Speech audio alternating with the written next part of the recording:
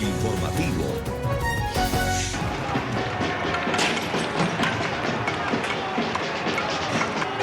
Dos de la tarde en Chile, el descontento social continúa, se registran enfrentamientos entre carabineros y manifestantes. Recordemos que esto se da después del anuncio que hizo el día de ayer el presidente de Chile, Sebastián Piñera, que pidió perdón la noche de este martes por su falta de visión, dijo, para anticipar el extendido estallido social que golpea a su gobierno y además anunció una agenda social. El mea culpa no fue solo propio. También dijo Piñera que ninguno de quienes les antecedieron, incluso ni siquiera en el gobierno anterior de él, se había previsto que esto podía suceder, que no se trabajó por la equidad social.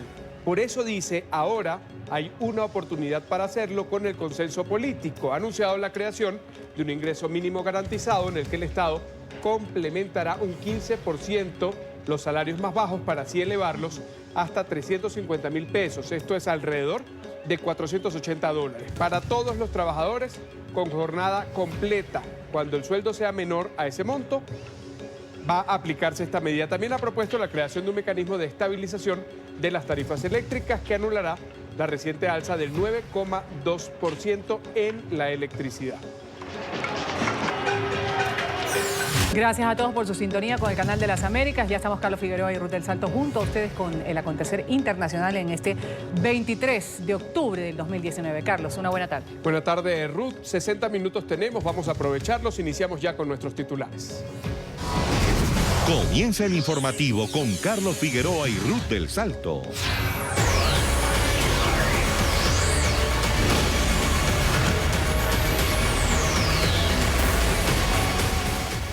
Y pese al tono conciliador en las últimas horas del gobierno de Chile, de Sebastián Piñera, las protestas no cesan en las calles de diferentes ciudades del país. Las nuevas manifestaciones se desarrollan cuando los principales sindicatos y movimientos sociales protagonizan una huelga general que amenaza con avivar las masivas protestas de los últimos días y que han terminado en actos vandálicos que dejan ya 18 muertos. Estas medidas que han sido anunciadas por el presidente Piñera para frenar la convulsión parecen no haber sido escuchadas. Así lucen las calles de la capital chilena hoy. Sindicatos de trabajadores de la educación y la salud, estudiantes y la sociedad civil participan en la huelga general. Una medida de presión para el gobierno de Sebastián Piñera y con la que hacen oídos sordos a las palabras del mandatario sobre el diálogo y perdón.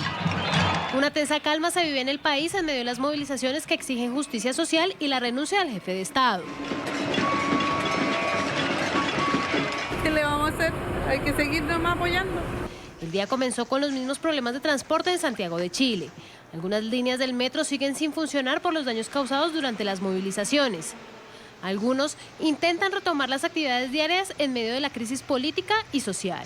Hay que hacerle empeño nomás, venir a trabajar y con harto ánimo nomás. Espero que toda la gente esté bien y que puedan llegar a su destino. El estado de emergencia y el toque de queda sigue vigente en 11 provincias del país. El subsecretario del Interior, Rodrigo Villa, informó esta mañana que hubo una reducción de los hechos de violencia en las últimas 24 horas. Sin embargo, un grave altercado se vivió en San Pedro de la Paz, sur del país, en horas de la noche. Un atropello múltiple dejó 2 muertos y 17 heridos durante una manifestación. Un video difundido en las redes sociales captó el momento en el que el vehículo aceleró en dirección del grupo de personas que estaban realizando un cacerolazo. Tras los hechos, el número de víctimas mortales ascendió a 18. En la madrugada, donde un vehículo se lanza sobre un grupo de personas que se estaban manifestando, de aproximadamente 20 personas, y donde fallece un niño de 4 años y un hombre de 37.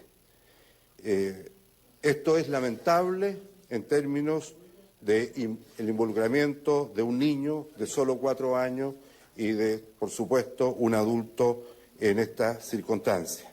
Esto está siendo investigado, existe un número importante de personas que está en los centros de salud, de los que participaron en esta lamentable hecho, en los centros de salud en distintos grados de recuperación.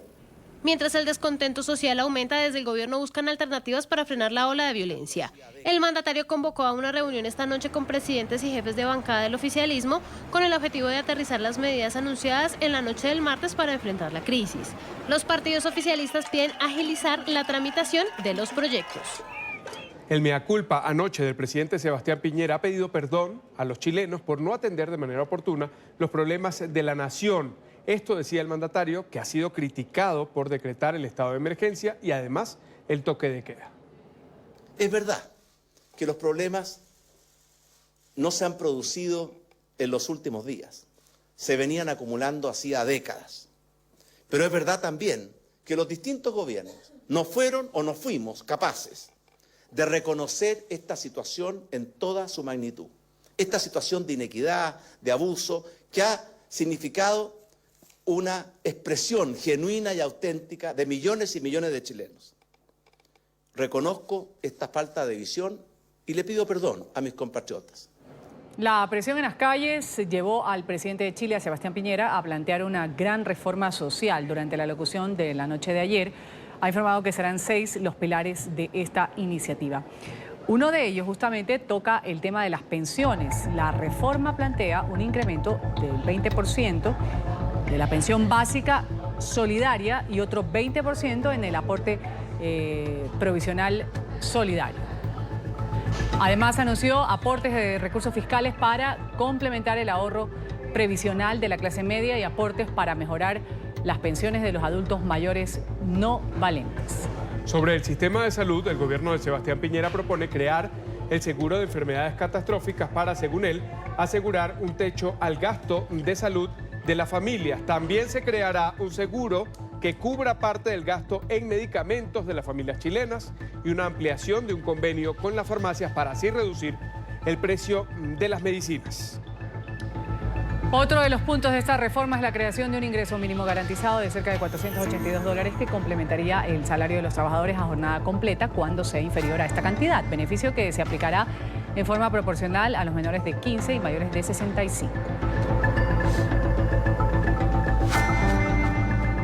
Entre los cambios planteados por el Palacio de la Moneda también se encuentra la creación de un impuesto a los más adinerados. Se establecerá que las rentas superiores a los $11.000 pagarán un impuesto del 40%.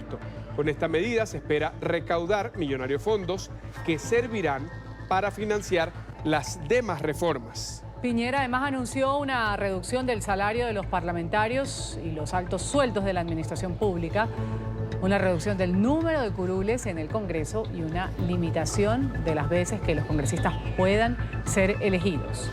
Sobre las tarifas del servicio de energía, se prometió la creación de un mecanismo de estabilización de las tarifas que permitirá anular la reciente alza del 9.2% al servicio público.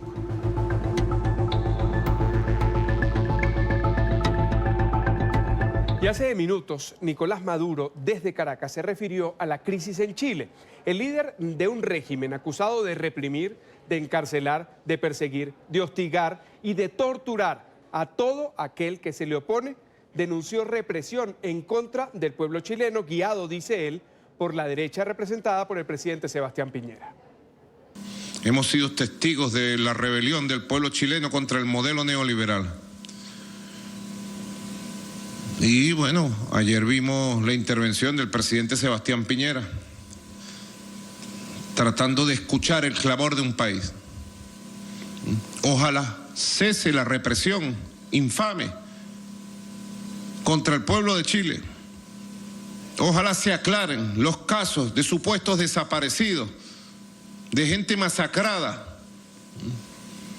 Y ojalá se abra en Chile un diálogo transversal, político, social, y el pueblo chileno pueda convocar el poder constituyente originario para rehacer nuestra hermana Chile a la que amamos tanto.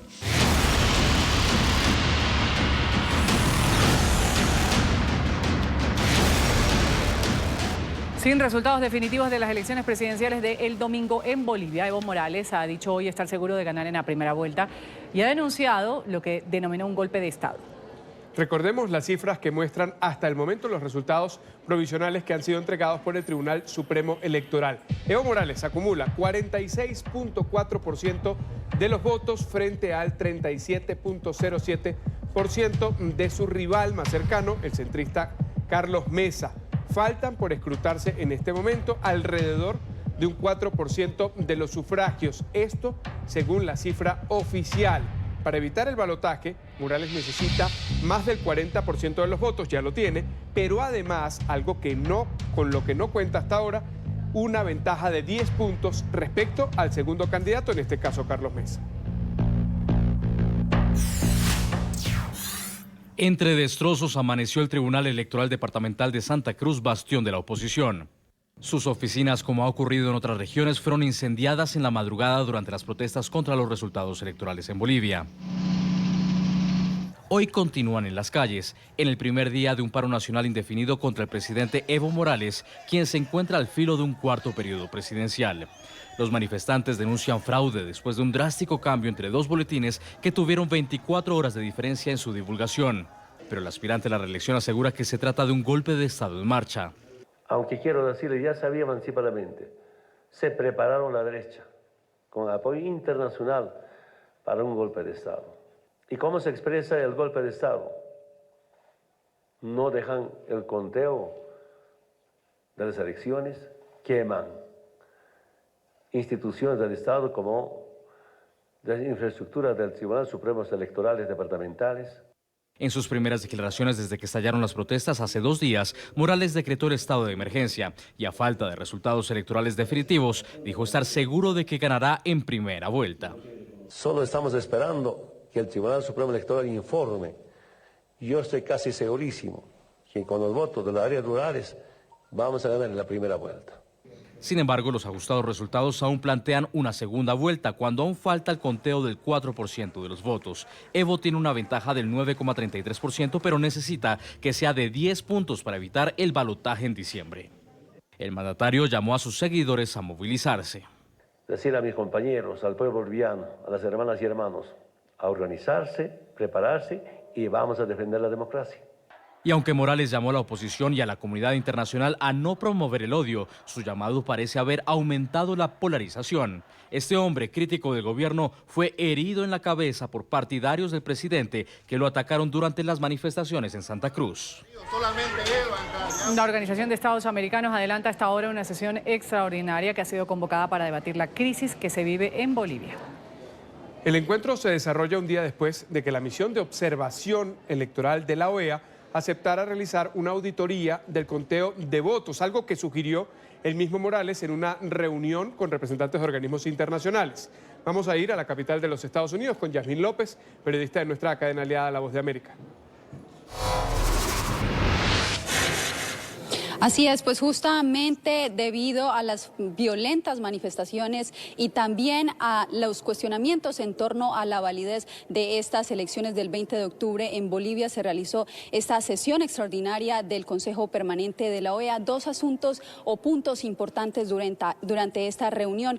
Uno, la postura de la embajadora de México, quien criticó el papel, o más bien la postura que según ella ha asumido la MOE. Ella dice que la MOE tiene un carácter técnico y no debería ser vinculante de ninguna manera. En contraste, el embajador de Colombia, Alejandro Ordóñez, respaldó el papel de la MOE, pero también expresó lo que él manifiesta son las preguntas o la fuerza legal que tendría esta auditoría que haría la OEA a este proceso electoral. Escuchemos lo que dijeron los embajadores.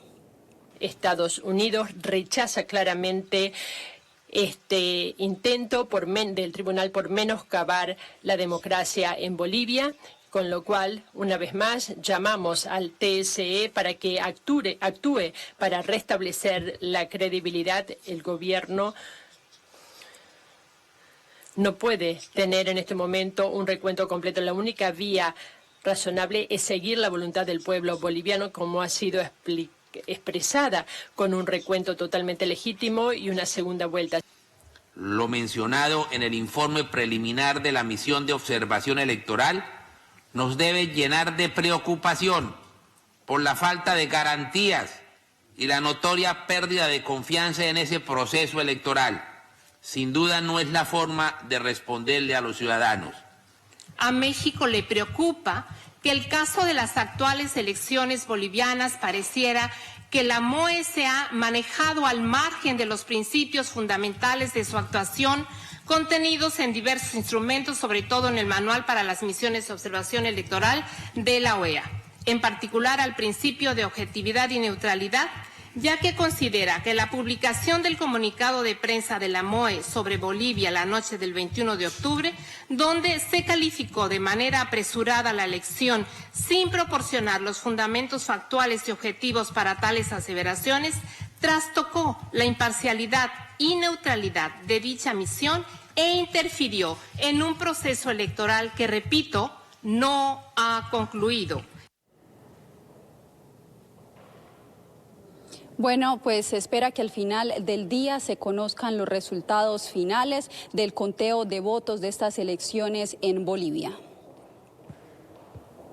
Vamos a agradecer este reporte de Yasmín, nuestra periodista de nuestra cadena aliada La Voz de América desde Washington. Hablamos de Nicolás Maduro, también se ha referido a la situación en Bolivia, ha respaldado a su aliado Evo Morales y ha hablado de una presunta conspiración contra el mandatario indígena.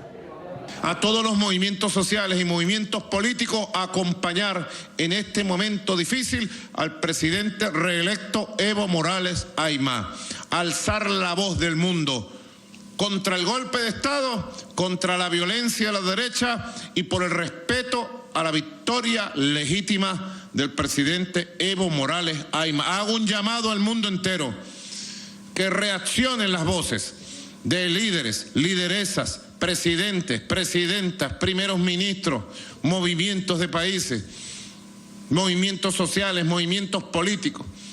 Evo es un hombre de gran prestigio en el mundo. Evo es un pacifista. Evo está a nivel de un Mahatma Gandhi, de un Nelson Mandela. Es uno de los grandes líderes morales y éticos de toda América. El primer presidente indio de la historia de 500 años de nuestra América. Hoy en la audiencia general celebrada como cada miércoles en la Plaza de San Pedro en el Vaticano, el Papa Francisco ha expresado su preocupación por la situación en Chile. El jerarca de la Iglesia Católica pidió el fin de las manifestaciones que han terminado en actos vandálicos y episodios de violencia. Está cayendo en Chile. Sigo con preocupación lo que está sucediendo en Chile. Espero que al poner fin a las violentas manifestaciones sea puesto a través del diálogo y se hagan esfuerzos para llevar a cabo una solución a la crisis y hacer frente a la dificultad que ha sido generada y que es necesario por el bien de toda la población.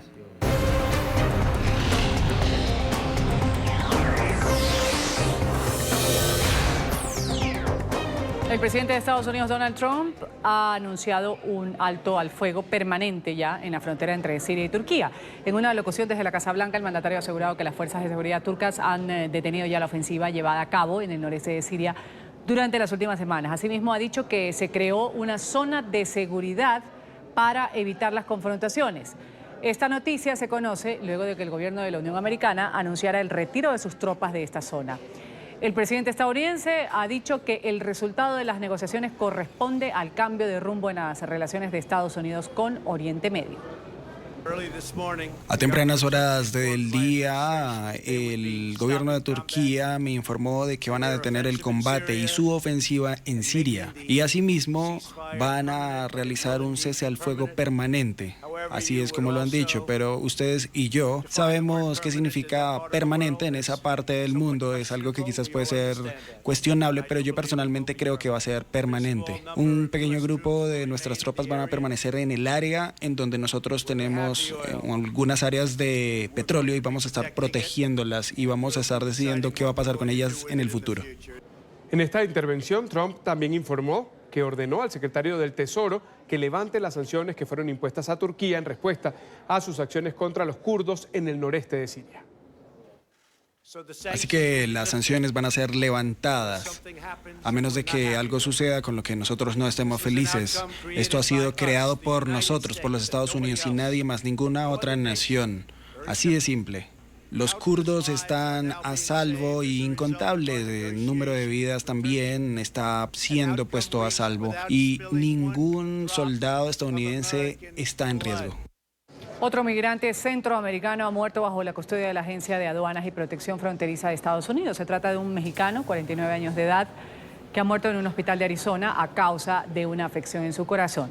Este hombre, del que todavía no se conoce su identidad, fue detenido por agentes de la patrulla fronteriza del sector de Tucson el pasado domingo. El fallecimiento ha sido confirmado en un comunicado en el que las autoridades afirman que se percataron que el sujeto no se encontraba bien de salud al momento de su detención. Y una encuesta publicada por el Instituto de Investigación Pública sobre Religión reveló que la mayoría de los votantes republicanos considera que los migrantes están invadiendo y además cambiando la cultura en los Estados Unidos. Este sondeo también arrojó datos sobre la popularidad del presidente Donald Trump. En Miami, Paola Serna tiene el reporte hasta ahora. Paola. Hola, ¿qué tal? Buenas tardes. De acuerdo a los resultados de esta encuesta realizada por el Instituto de Investigación Pública sobre Religión, la popularidad del presidente Donald Trump se encuentra en el punto más bajo desde que fue electo presidente en el año 2017. De acuerdo con la encuesta, 6 de cada 10 estadounidenses rechazan la forma como el mandatario ha llevado el rumbo del país. Sin embargo, su base republicana, su base votante se mantiene fiel con el presidente Donald Trump. Esta encuesta también reveló que para la mayoría de los republicanos, es decir, un 63%, los migrantes están invadiendo Estados Unidos y cambiando la cultura del país. Hablamos con Ernesto Ackerman, él es miembro del Partido Republicano y esta fue su opinión. Yo lo que creo es que están malinterpretando y ese es el hecho de nosotros que vivimos en un ambiente latino para tratar de lograr votos, número uno. Y número dos, yo creo que lo que se está entendiendo mal es que el presidente Trump lo que quiere es una inmigración legal y no una inmigración ilegal, que son dos términos totalmente distintos. Yo creo que a esta altura ya está demostrado que lo que en realidad a nosotros nos interesa es que no hay desempleo, que la economía de este país está subiendo, que el país está en muy buenas condiciones, que la seguridad de este país está mejorando. Entonces, en realidad, esas son las cosas que los que vivimos aquí nos interesan. Puede ser que yo no estoy de acuerdo 100% con todo lo que hace el presidente Trump, no estoy de acuerdo con 100% que hace nadie, pues todos somos personas, todos tenemos nuestra manera de ver las cosas y de pensar las cosas. El presidente Trump, al igual que cualquier ser humano, tiene sus defectos y hay que reconocerlos, él tiene sus defectos, pero en general volvemos a lo mismo. Mientras a mí la economía me está mejorando, mientras la seguridad del país esté bien, mientras yo tenga un sistema de salud, mientras mis hijos y mis nietos puedan ir a buenas escuelas y buenas universidades, yo estoy contento. Los resultados de esta encuesta dejan ver una fractura total, no solo entre los partidos políticos o aquellas personas que se encuentran inscritas para votar, registradas como republicanas o como demócratas, sino también una total división en etnias y razas en Estados Unidos. Desde Miami informó Paola Serna para NTN 24.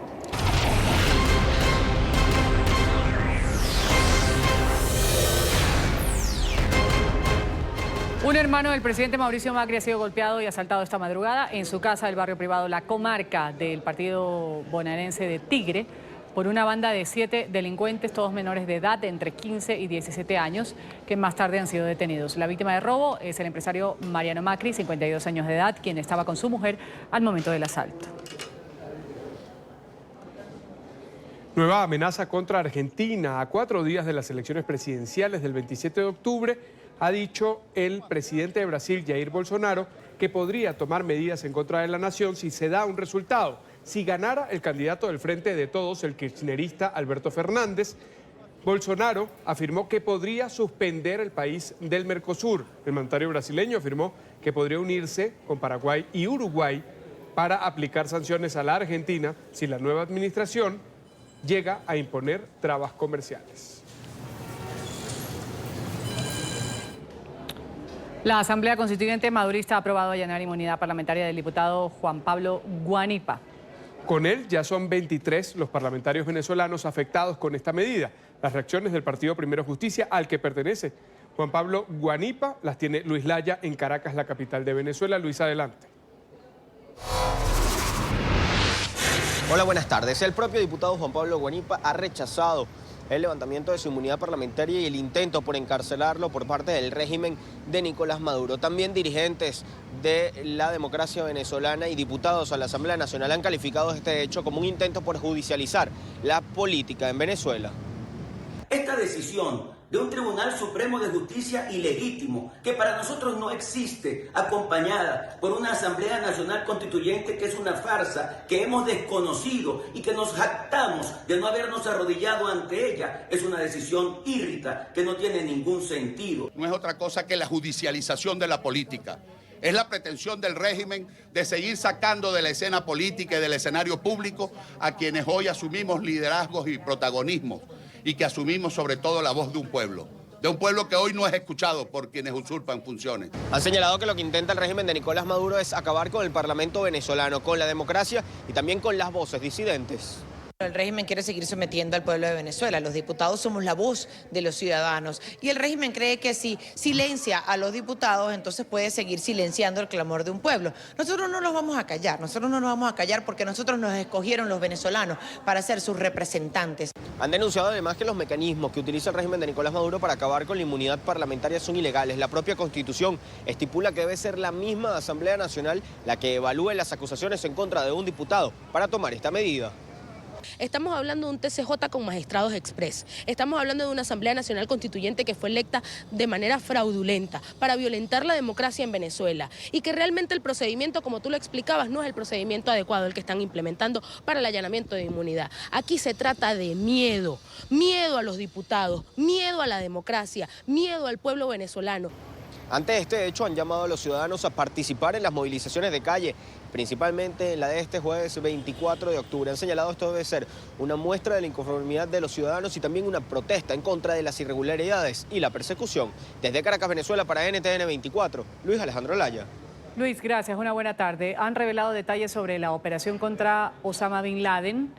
Por primera vez sale a la luz pública testimonios, también elementos que permitieron a Estados Unidos dar con el paradero del hombre responsable de los atentados terroristas del 11 de septiembre del 2001.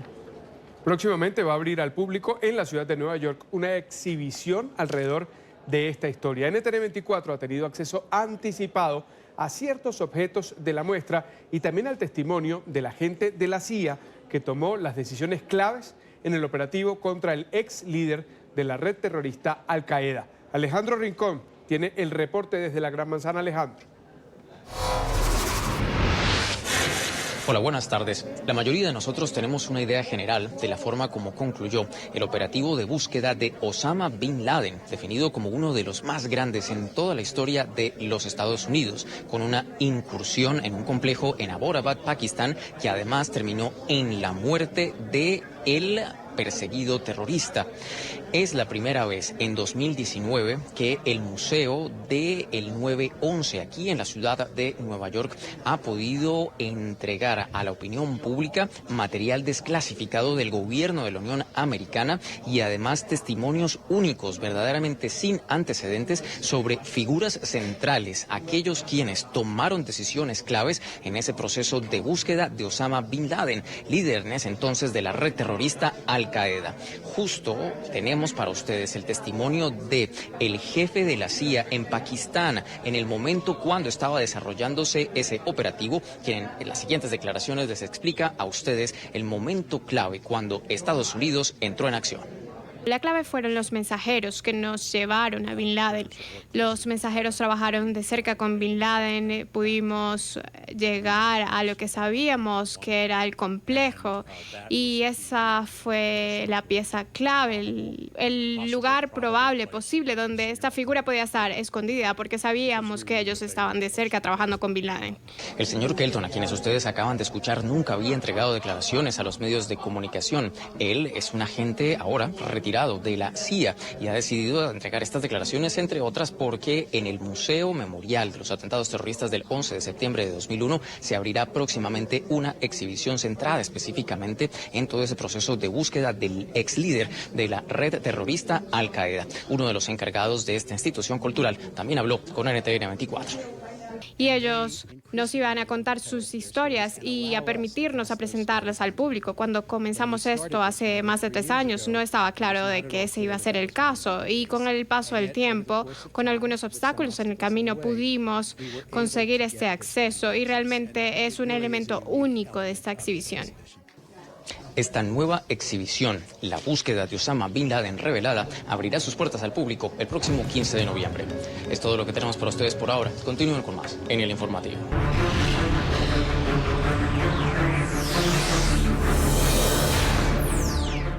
...39 cuerpos fueron hallados por la policía en un camión frigorífico en el sureste de Inglaterra. Las primeras investigaciones revelan que este vehículo procedía de Bulgaria.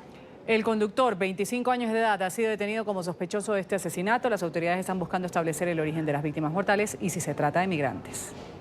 Pasado el mediodía de este miércoles, el servicio de ambulancias del condado de Essex, en el sureste de Inglaterra, notificó a la policía sobre un macabro hallazgo. 39 cadáveres fueron localizados dentro de un camión frigorífico. De acuerdo con la pesquisa, el vehículo ingresó en Reino Unido desde Bulgaria el pasado 19 de octubre por Holyhead, un puerto en la costa oeste del país, que realiza la conexión por ferry con la vecina Irlanda. El conductor fue inmediatamente detenido por las autoridades.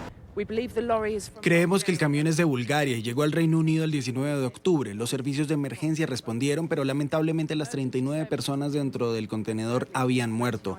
Los primeros indicios sugieren que una de estas personas era un adolescente. El resto se cree que son adultos. Se inició una investigación por asesinato y el conductor del camión, un hombre de 25 años de Irlanda del Norte, fue arrestado bajo sospecha de asesinato y permanece bajo custodia policial. Hasta el momento se desconoce la nacionalidad de las víctimas o si podrían tratarse de migrantes. El proceso de identificación de los fallecidos se encuentra en curso. Podría tomar bastante tiempo, según advirtieron los efectivos de seguridad. El primer ministro británico se declaró horrorizado por lo ocurrido.